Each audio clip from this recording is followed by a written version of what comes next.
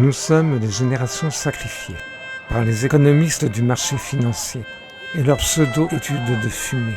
Nous sommes les variables ajustables, accessoirement minimales, offertes aux plus offrants, aux plus riches évidemment, par nos gouvernements laxistes, complices, corrompus par ces empoisonneurs légaux.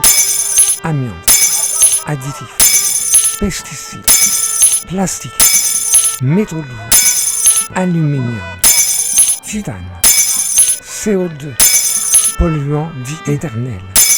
La liste est longue et elle n'est pas exhaustive. Et chaque jour, une nouvelle horreur ou un nouveau scandale arrive.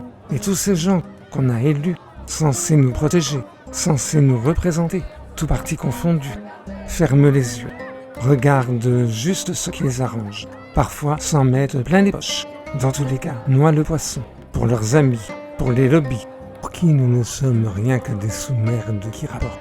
Corvéables à merci, empoisonnables à outrance, manipulables à loisir, jusqu'à ce que la mort ne nous délivre. Et encore. Mais les limites sont franchies, les victimes se rebellent, ne veulent plus subir, ne veulent plus gémir en vain, ne veulent plus mourir à cause de tous ces friqués psychopathes qui semblent nous nourrir, nous soigner et qui nous empoisonnent, en fait.